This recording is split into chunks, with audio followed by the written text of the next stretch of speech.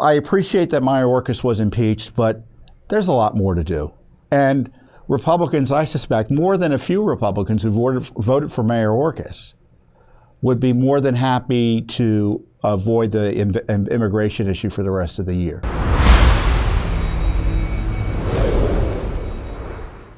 So what else happened this week, huh?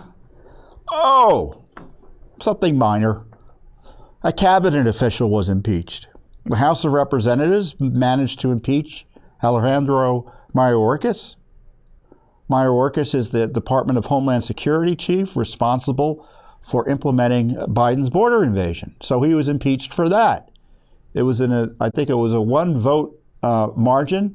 The Republicans were able to get all of their bodies there in the chamber, and I guess the Democrats were short one. And so now Mayorkas is the first cabinet official impeached, I think, since the 1850s. And I think I had a statement that quite succinctly describes what we should think, or I suggest that you should think, how you should think about this impeachment effort.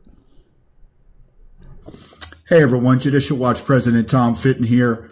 Big news with Mayorkas' historic impeachment. It's absolutely necessary, but at the same time, woefully insufficient given the severity of Biden's border invasion. In the least, Joe Biden should also be impeached over the border invasion.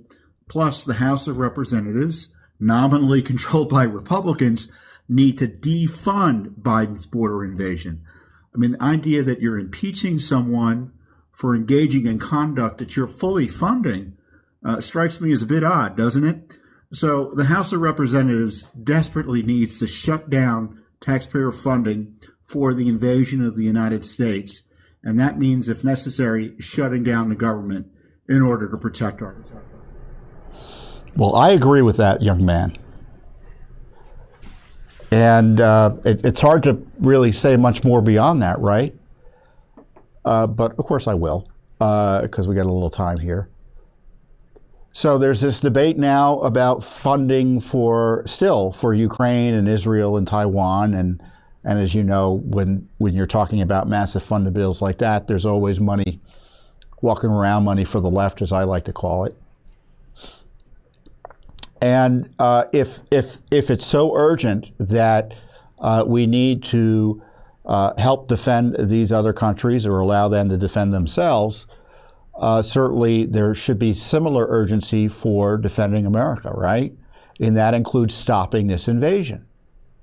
So it still should be part of the debate because, remember, the Senate tried to slide through a bill that would codify in law an actual invasion of the United States.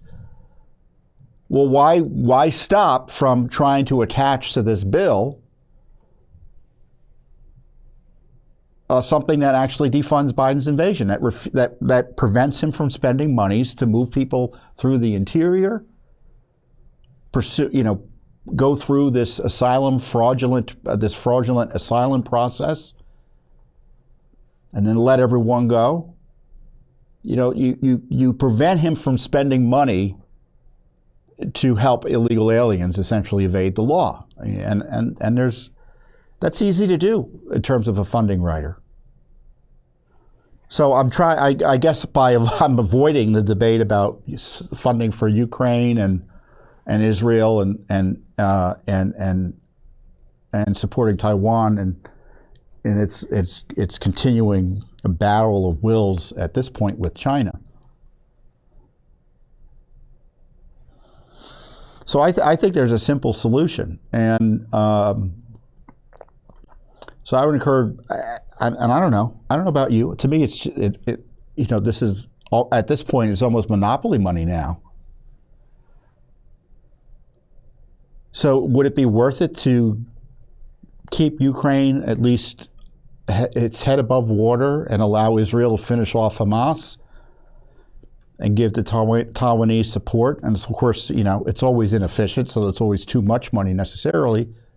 If it means that we're able to save our country from an invasion, I don't know. If I were in office, I might say it's okay. But we can't even get there. I mean, we can't even get to that debate. So I appreciate that Mayorkas was impeached, but There's a lot more to do.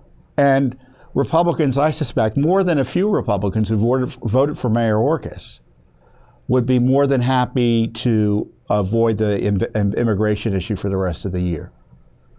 But in my view, you can't let them do that. You should be demanding that they defund the Biden border invasion.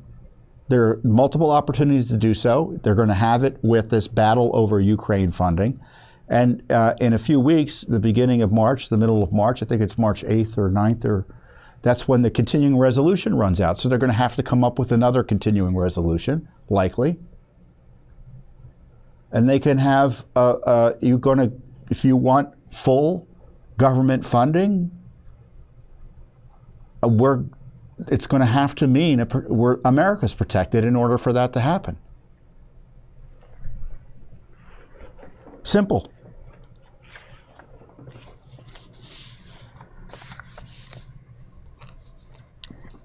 I'm friends with a lot of Republicans on the Hill, right?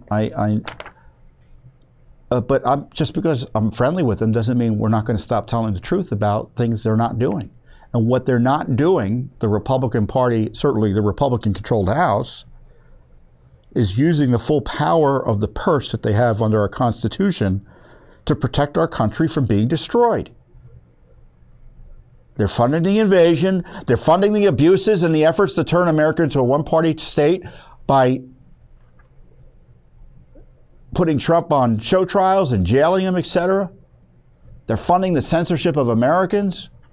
You name it. And I'm not going to let Republicans just complain about it and give them a pass from doing something effective to actually stop it from happening.